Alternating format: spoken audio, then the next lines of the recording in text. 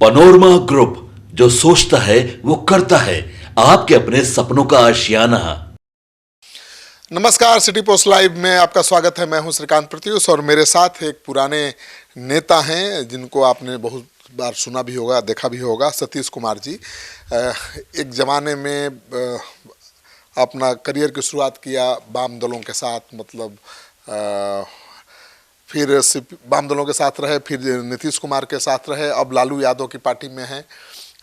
इस बार चुनाव भी लड़े हैं निर्दलीय, लेकिन हैं आरजेडी में। तो इनसे बात करेंगे और जानेंगे कि इस बार जो चुनाव हुआ है उसका जो नतीजा आया है उसको कैसे देखते हैं, और आरजेडी में थे तो निर्दलीय चुनाव क्यों लड़ना पड़ा। सबसे बड़ा सवाल, आप इतने सीनियर नेता हैं सतीश बाबू, आप नीतीश कुमार जी के साथ जेडीयू का शायद आप लोगों ने गठन किया था मिल करके, जॉर्ज साहब, नीतीश कुमार, आपने क्यों आपने जेडीयू छोड़ने का फैसला लिया?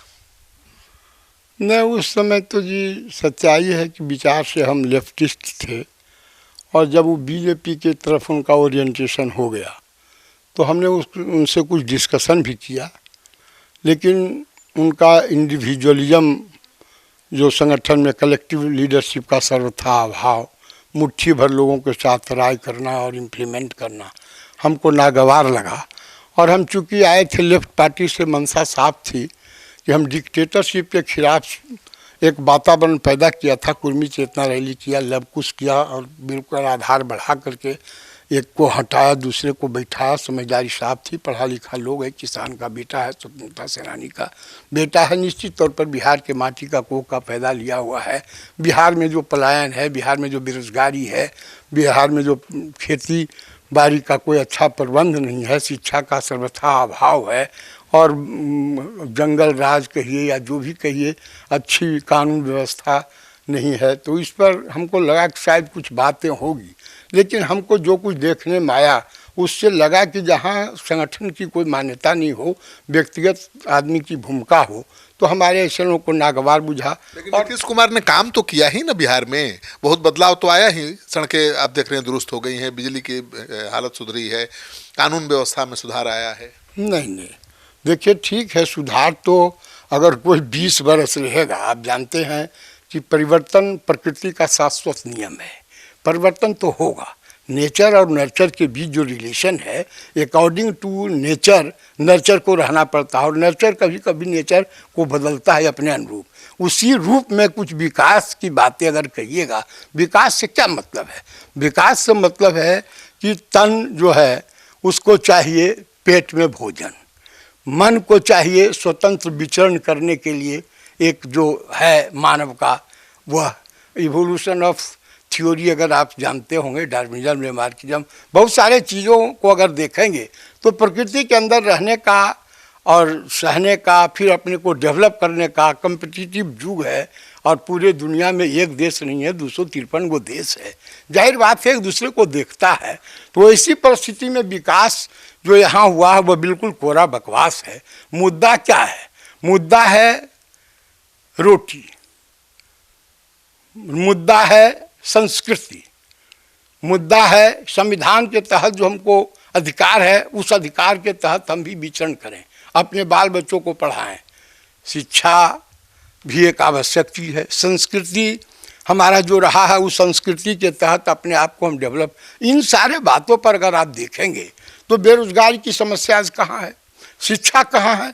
अगर हमको डिटेल कहिए कहने के लिए तो घंटों नहीं दिन बीत जाएगा, इसलिए चर्चा बहुत हम नहीं करेंगे। तो आप उम्मीद क्या कर रहे थे तेजस्वी यादव से कि नीतीश कुमार से बेहतर करेंगे? क्यों गए आरजेडी में? नहीं, तेजस्वी जी ने जब भाषण किया अंतिम दिन में, और जो लोग थे बिहार के अंदर, चाहे लेफ्ट पार्टी हो, लेफ्ट पार्टी का भी आचरण हम भी रहे हैं 26 बरस होल टाइमर सीपीआई में, लेफ्ट उसके पहले भी कानून संन्याल चारू मजुमदार के साथ भी हम कुछ दिन रहे हैं, तो हमने सबको देखा।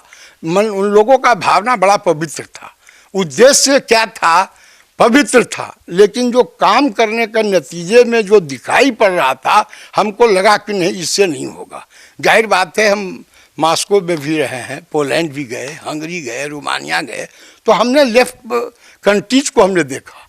शेवरदनाजे जो विदेश मंत्री थे, गोरबाचोव उस समय थे, ग्लासनोस्त प्रेस्टोरिका आया था, हमने विरोध वहाँ भी किया। हमने कहा democratic function is essential to develop our country and world, इसलिए वहाँ भी डिफरेंसेज हुआ। तो हम यहाँ ये कहना चाहते हैं कि मुद्दा क्या था?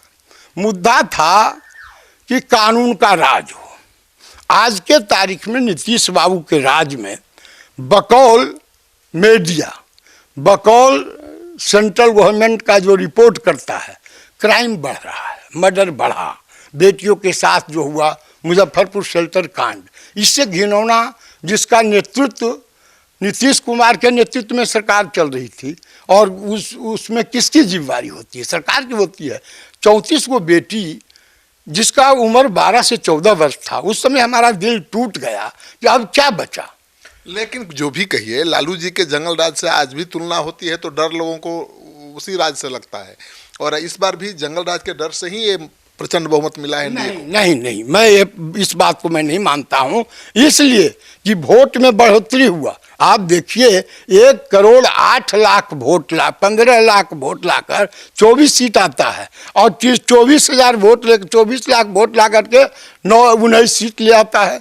कई परसेंट उसको आया? 4.8% आया चिराग को, इसको आया है 23.2%, और 19% आया बीजेपी को। सीट आ गया 89, और वो आ गया 17% आया नीतीश कुमार को, सीट आ गया।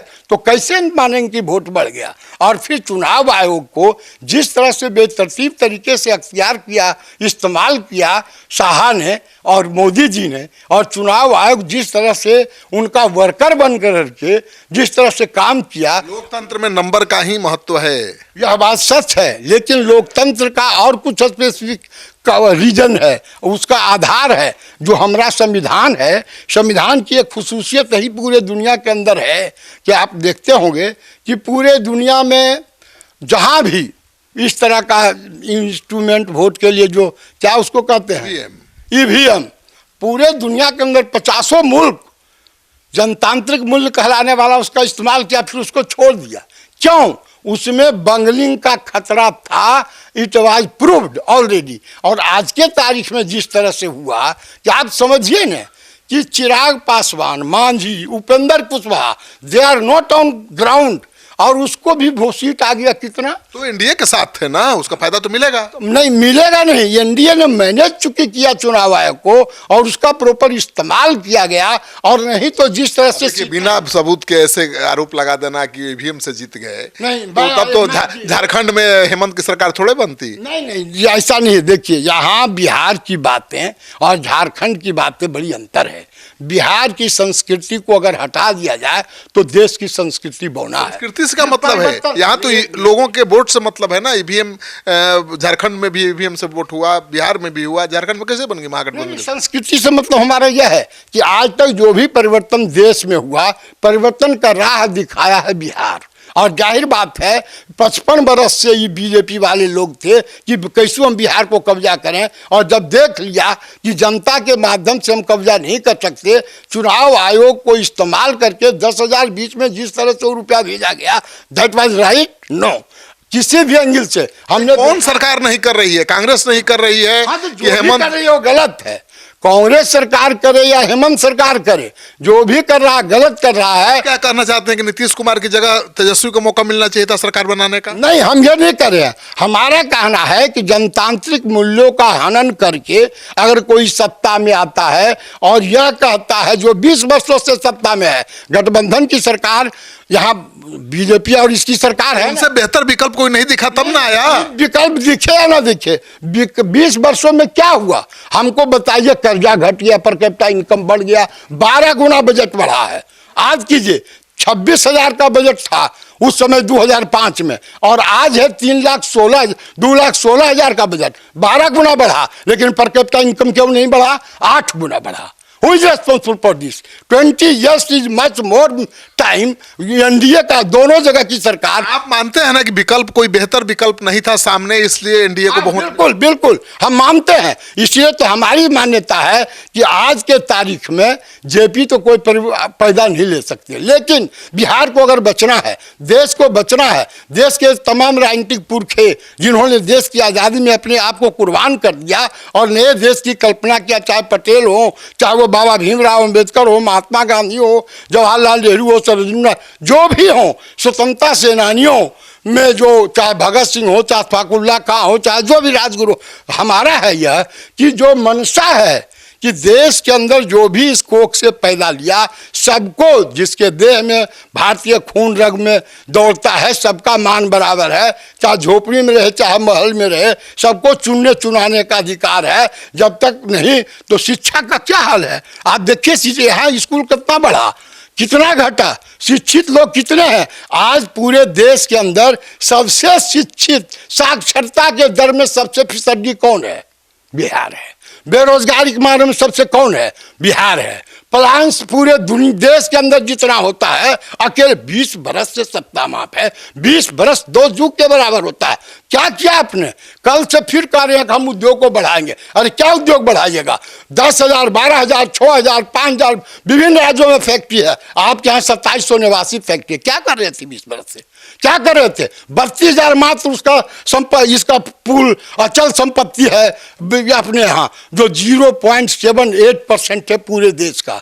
2,16,000 फैक्ट्री है पूरे देश में। उत्पादन जहाँ है, अपने यहाँ उत्पादन नहीं है। 1,35,000 लोगों को मात्र रोजगार दिया। आप कैसे कहते हैं कि हम विकास किया? आप बिहार की जनता के पास विकल्प क्या था, ये बताइए हमको। नहीं, विकल्प था। क्या था विकल्प? यह था तेजस्वी यादव नहीं, तेजस्वी नहीं, जिसको आप समझते हैं। लेकिन जो अगर तेजस्वी नहीं विकल्प था, विकल्प हम इस रूप में कह सकते हैं कि वो नया लड़का था और लालू जी का और इसके केमिस्ट्री में फर्क था। हमको ऐसा लगता है, फिजिकल अपीयरेंस से नहीं। यह बात ठीक है, कुछ लोग उनके साथ लग गए जिनको कोई आइडिया नहीं था, तजुर्बा नहीं था। उनके दल में ऐसे ऐसे लोग थे जो राय मशविरा दे करके परिवर्तन बिहार की जनता चाहती थी, खासकर नौजवान चाहता था रोजगार के सवाल पर। और फिर जिस तरह से क्राइम बढ़ना, ग्राफ बढ़ा है, आपको सुनकर हैरान। आपका टिकट कैसे कटाई बताइए? नहीं, हमारा टिकट तो इसलिए कट गया कि हम लोग गोल छूने वाले नहीं थे।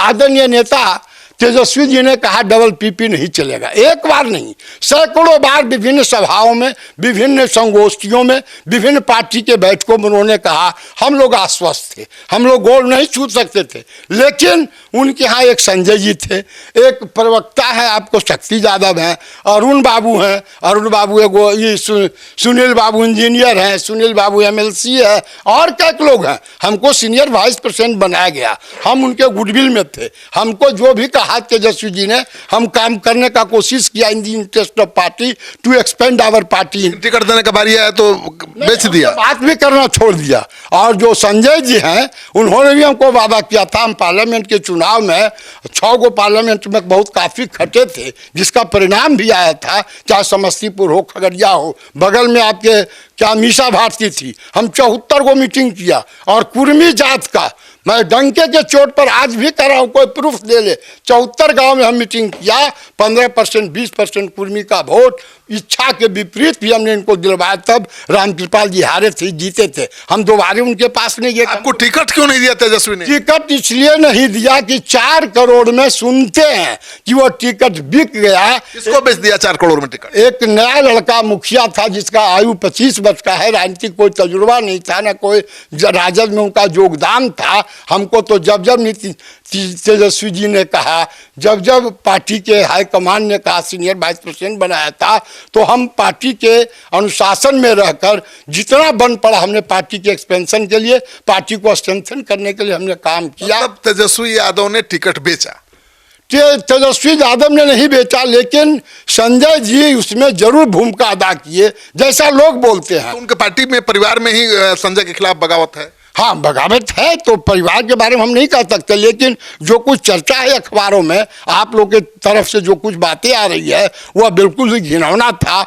और चूंकि लालू जी का परिवार का मतलब सामाजिक न्याय के जो पुरोधा है और सामाजिक न्याय की जो शक्तियाँ हैं, वो निश्चित तौर पर यह समझता है कि लालू यादव मतलब तेजस्वी जी के बाप हैं। खाली नहीं, सच्चाई है कि सामाजिक न्याय के पक्ष में लड़ने वाले, सांप्रदायिक शक्तियों के खिलाफ लड़ने वाले लोगों को बुझाता है कि हमारा नेता निश्चित तौर पर लालू प्रसाद है। और लालू प्रसाद के घर में कोई घरौंदाबाजी करता है तो जाहिर बात है वह पार्टी विरोधी नहीं है, सामाजिक न्याय विरोधी है, निरपेक्ष शक्तियों के खिलाफ है। और यहाँ परिवर्तन चाहिए था। जिस तरह से मोदी जी विभिन्न महकमों को, मानते हैं कि संजय यादव सामाजिक न्याय के दुश्मन हैं? हम ये बात नहीं कह सकते इतना, चूंकि पार्टी में हम है नहीं। और अगर तो है ही ना, नहीं, हम पार्टी में अब नहीं है, चूंकि हमको निकाल दिया गया पार्टी से जब हम निर्दलीय नॉमिनेशन किया।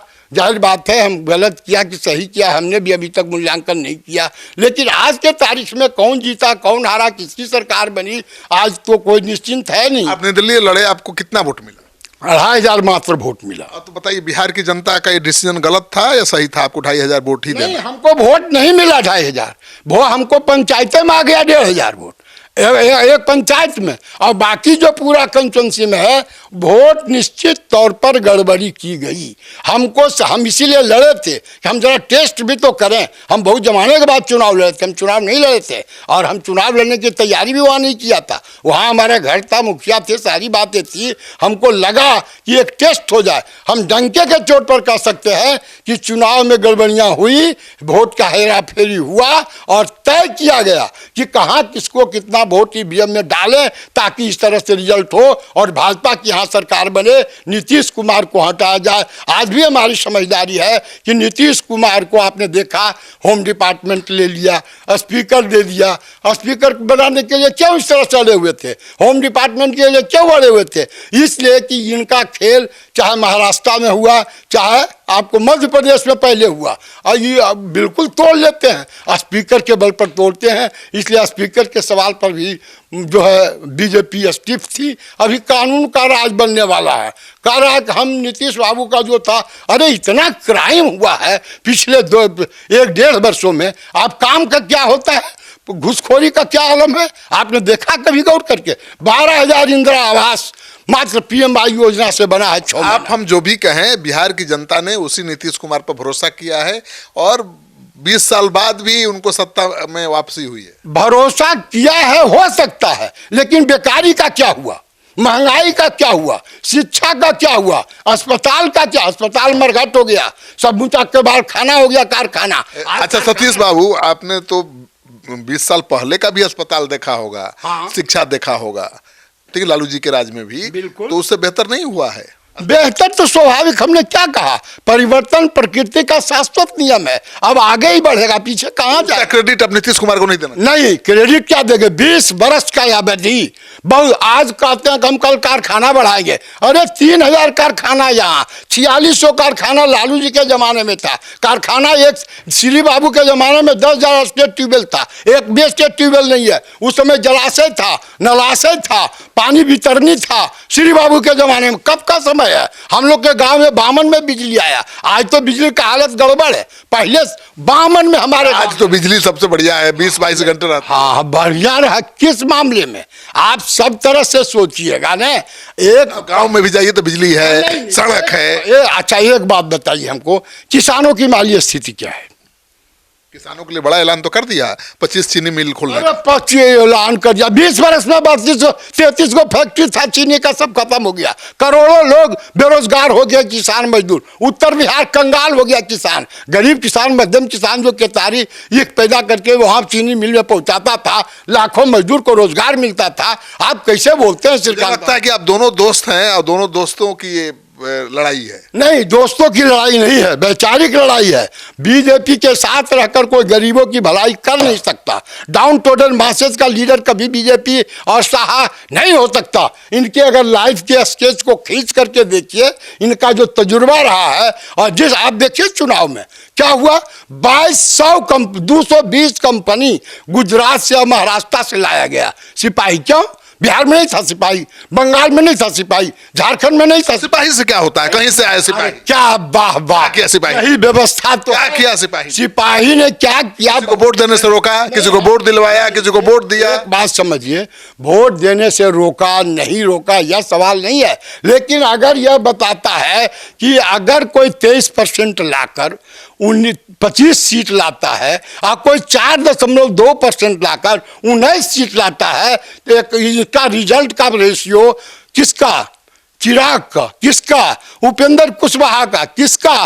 मांझी का, जो अपना पत्नी, देवर, ननद, समधी, समधीन, बेटा, पुतहू इसी को बनाने में लगा हुआ है, जिसको बिहार से क्या लेना देना? बिहार के गरीबों की चिंता कहाँ है? आज भी तो कानून का राज किस तरह से है। तो बिहार की जनता आपकी बातों को समझ नहीं पा रही है, इसलिए शायद ये नतीजा आया है। नहीं, हम ये चाहते हैं ऐसा, हम आपके माध्यम से यही कहने के लिए आए हैं श्रीकांत बाबू कि सच्चाई है, अब आवश्यकता है कि बाबा भीमराव अंबेडकर के सपनों का भारत, पटेल का भारत, बापू और जवाहरलाल का भारत, और जो बापू जवाहरलाल ने कहा था कि 75 के वर्ष के बाद अगर नहीं चेतोगे तो हिंदू मुसलमान का लड़ाई ला करके भारत को तोड़ देगा। चलिए, तो आप सुन रहे थे, बहुत पुराने नेता हैं नीतीश कुमार के, बहुत खासम खास एक जमाने में हुआ करते थे। इन लोगों ने ही मिलकर जेडीयू का गठन किया था। आज नीतीश कुमार राजनीति के सेंटर स्टेज में हैं, अभी ये हाशिए पर हैं। सपना इनका बहुत बड़ा है, लेकिन सपना तो तभी पूरा होगा ना जब बिहार की जनता इनका साथ देगी। आप क्या सोचते हैं, इनकी बातों को कैसे आप देख रहे हैं? कमेंट बॉक्स में जाइए, अपना कमेंट जरूर लिखिए और इस वीडियो को ज़्यादा से ज़्यादा लोगों के साथ शेयर करिए, ताकि पता चले कि नीतीश कुमार के पुराने साथी नीतीश कुमार के बारे में आज क्या सोचते हैं।